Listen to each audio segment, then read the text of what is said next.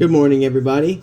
I wanted to talk to you guys today about a couple of things, but this one in particular is going to be about... Check that action out, by the way. I just got to take a pause. Most people say CRKT knives suck.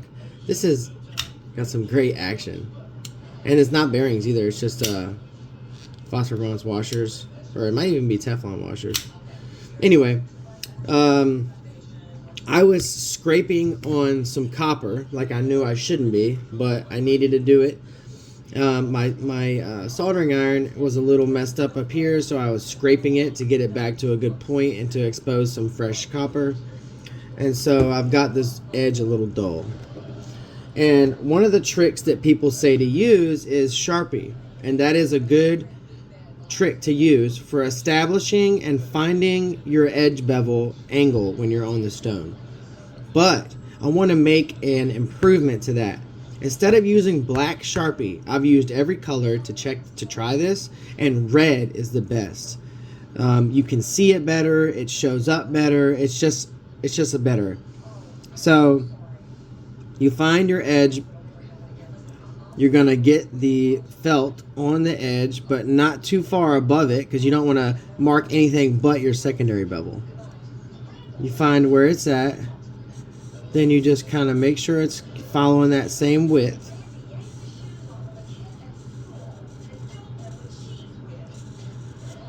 And there you go. And that's your edge bevel.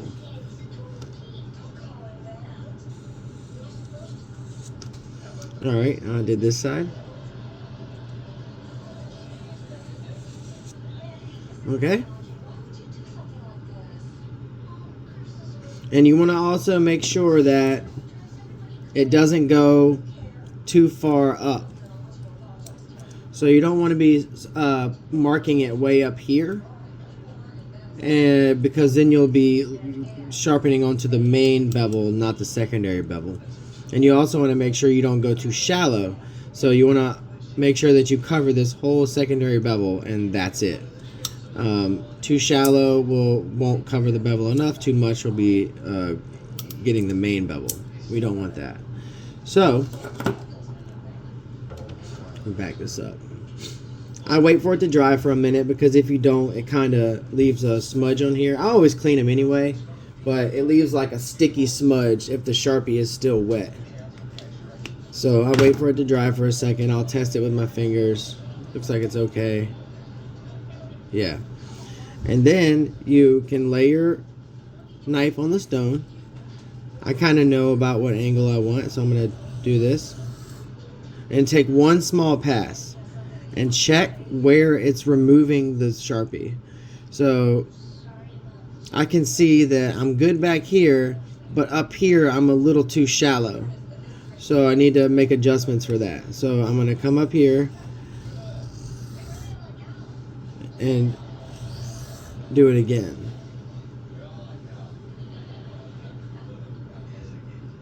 There we go. See how I got the full extent of the edge bevel except for that little piece on the tip? That's what you want to look for. You want to make sure you removed all that Sharpie and that you got the same angle going on. Another trick is, not trick, but something you should do while you're sharpening, do not move your wrist. Keep your wrist stationary and locked in place. This is what controls your angle. See, because if you're like this, that's the angle you want to be at. But if you move it while you're sharpening, you go too far up or too far shallow, you're moving your edge angle. So on the stone, it would look like this.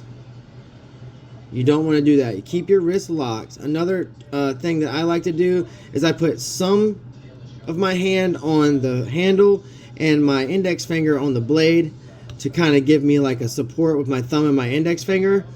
And then I also hold the tip here with my other hand. I'm left hand dominant, so I always start this way. And then I take a few small passes like this to establish where I'm at on the stone and to get a little more attention to the back. Because as you'll notice when you're sharpening, you tend to spend a little more time on the belly and the tip. And people also tend to put a little bit more pressure on those spots.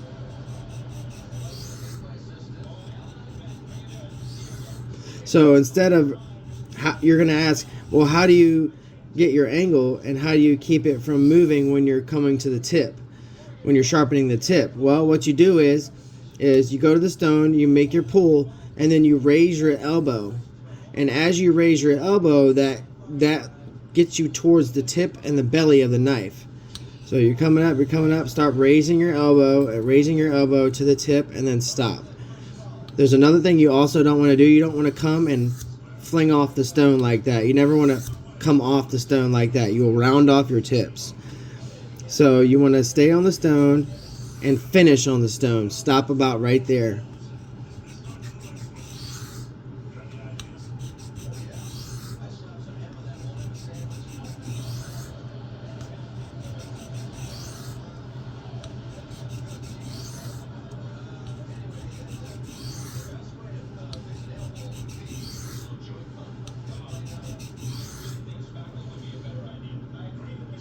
And then what you want to do is you want to check for a burr.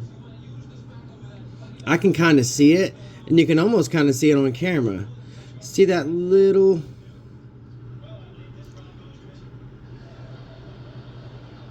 It might be kind of hard to see without the right... Oh, there it goes. So that little wire strip right there, you want to make sure that is there. You got to sometimes hold it like a 30, 40 degree angle. And the right lighting will help see it better too.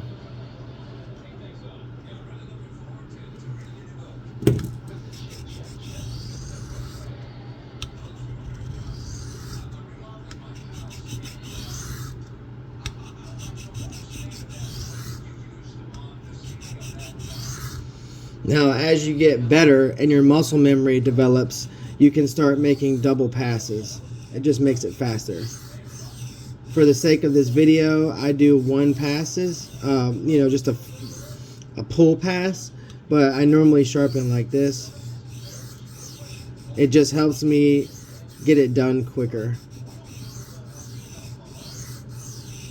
But for the sake of the video, I'll just do it like this.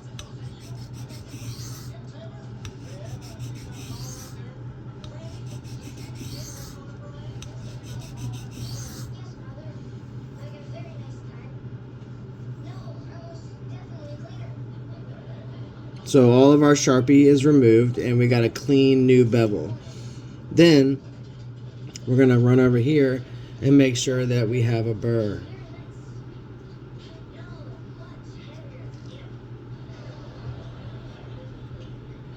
And a good way to check that is with paper.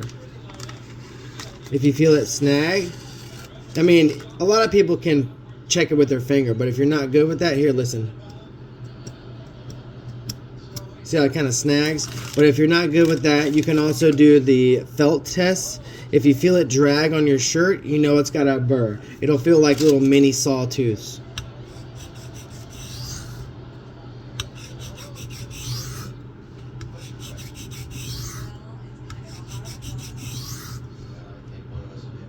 And we are done with that side.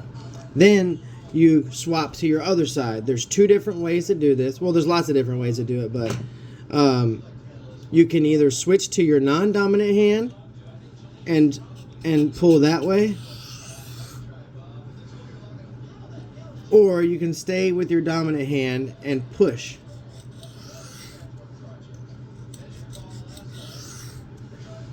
I find that one to be a little more comfortable for me, and you're going to check your progression and see where you're hitting on the stone. Looks like I'm pretty good. Might be a little too high, but that'll probably sharpen down as I'm working. Yeah, see how it's hitting just the apex and not the back of the bevel? We want to try and even that out.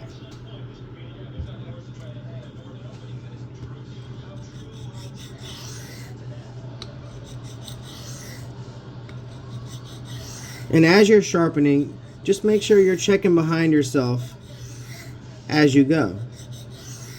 You know, it's a very rewarding process to sharpen freehand. It's very relaxing, almost therapeutic in a way.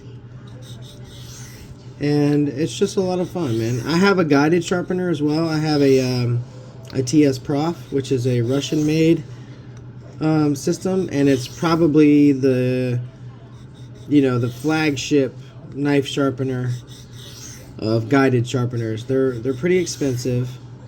They can range anywhere from about 500 to like all the way up to like 800 or 1,000. I have I think I have the Cadet Pro or something like that.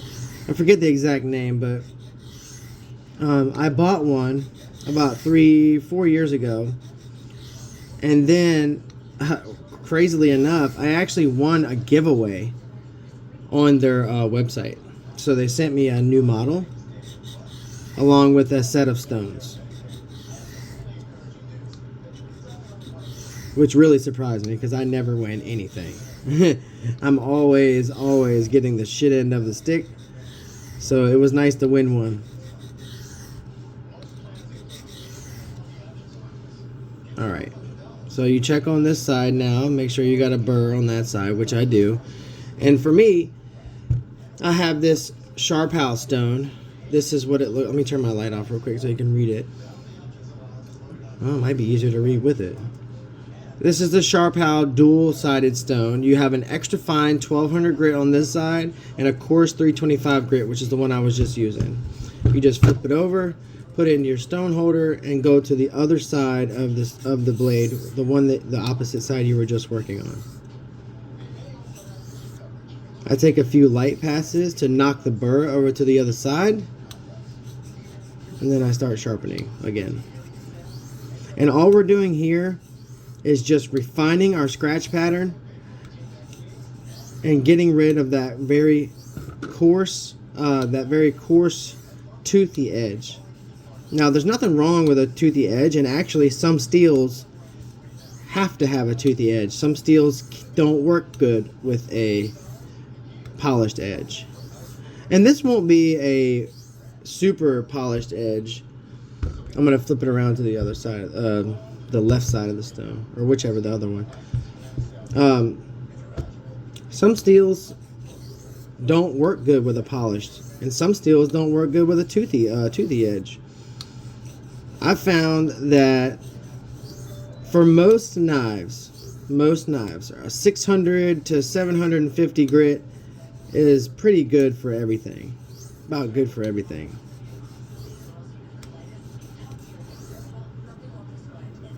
And so to see this 1200 grit will kind of give it like a polish. It'll give it a slight polish. You don't want to, I mean, sorry, not that you don't want, it won't give it a mirror, but it'll give it a nice polish, which will be good for cutting performance.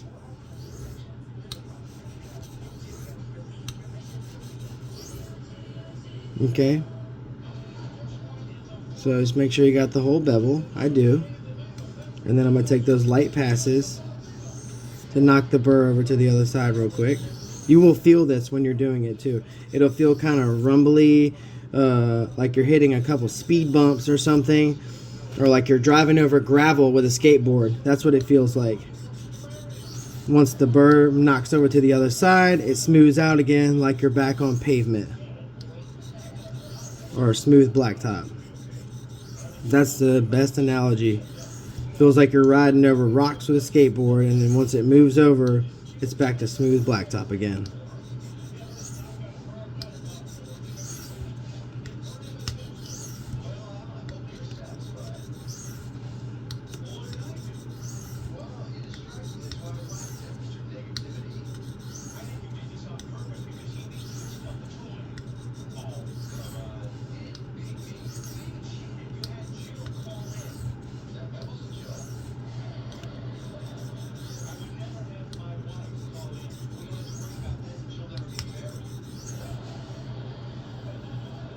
Alright, so I think we're good. Anything else is just refinement. So then you take light passes, alternating light passes to get rid of that burr. You want to fatigue the burr to where the burr falls off. And the best way to do that is just going back and forth. It's like taking a coat hanger and working it back and forth until it cracks. That's the same thing we're doing here, except it's just on a very, very small scale. Almost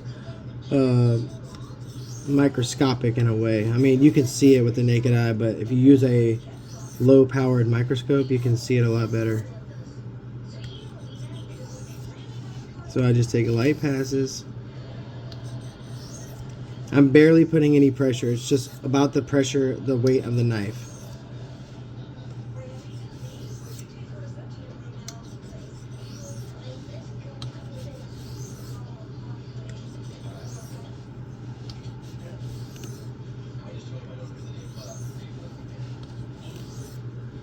Okay, I think we're good. This is a case razor stone. It's super, super smooth, and it's used for doing razors. I have straight razors too, but I use this to give it a few little polishing passes on this to make sure if there's any other refinement that it needs to have before I move to my strop. This is a really old stone. I don't even know if you can still get them. There might be some new old stock on eBay, but that's what it says. It works great for polishing like brass washers or really anything that's metallic, as long as it's not too hard, because the super steels of today won't be cut by this. They have to be cut by diamonds or cubic boron nitride. Alright, this is a strop, a homemade strop. I just took some wood and some leather. And then what you're going to do is find the same angle or thereabouts and do backward strokes. Never cut into the strop. You want to come, I think it's called edge trailing. So you're going to do edge trailing strokes.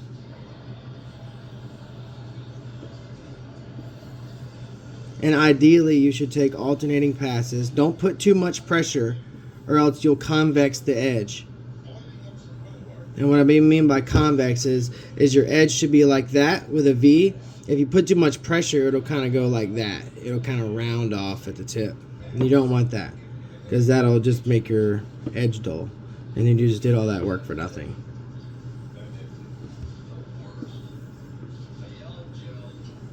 This will remove any remnants of the burr, as well as refine your scratch pattern.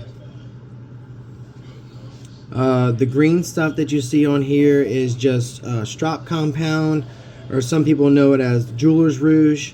It's just a green compound that's used for all kinds of things, and I believe its chemical makeup, or its actual cutting abrasive, is aluminum oxide. I'm pretty sure that's what it is. And on a steel like this, it will do just fine. It even works on the super steels. It just takes a little bit longer. But I believe this is like 9 COR or something like that. I don't even say what it is. But it's a good little knife, actually. And it's cool because it comes down with no tools. It takes down with no tools. That's what this little thing right here is. You can just pop this and the whole thing comes apart, as well as this one that has a little thumb spinner. It's great if you're like a hunter, or you want something that's like gonna be able to strip down quickly in the field. Alright. That's very, very, very, very sharp. Now, if you have some burr left over, you can find a ceramic rod, and you can just take a few little light passes on your ceramic rod, and that will knock off your burr. Probably shouldn't be doing this, but I want to just show you for the sake of it. And then you test your edge.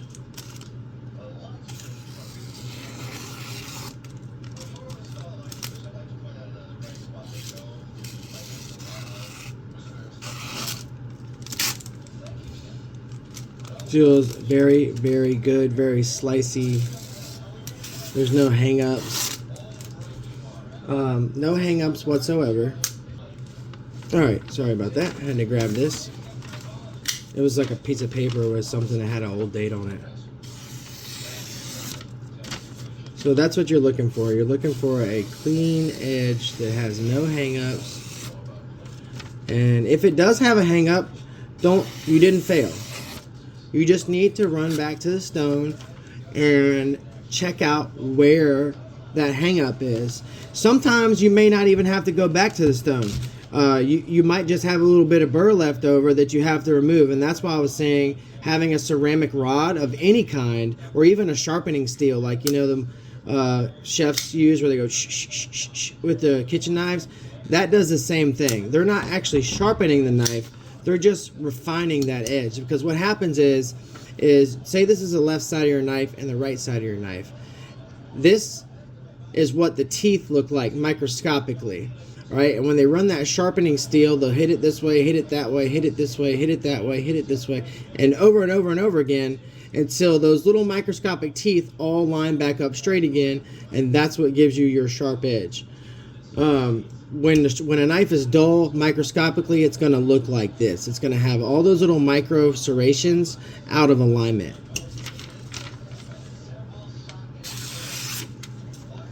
And you want a nice, clean cut.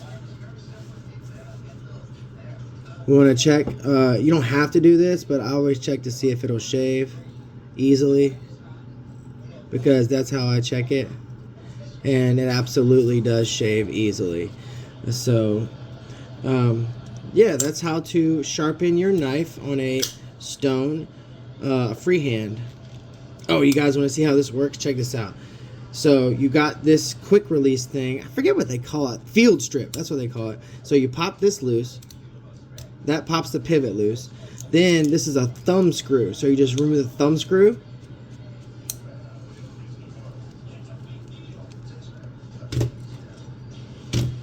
Check that out. And then everything is just right there. You can clean it.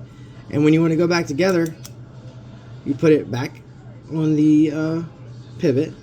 And see how the pivot, it's got a little hex. It's hex shaped.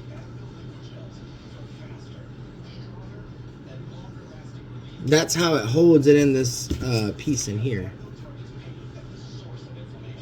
They are Teflon washers. I remember that. They work good though. They really do. So when you want to go back, you put this back, push it on there.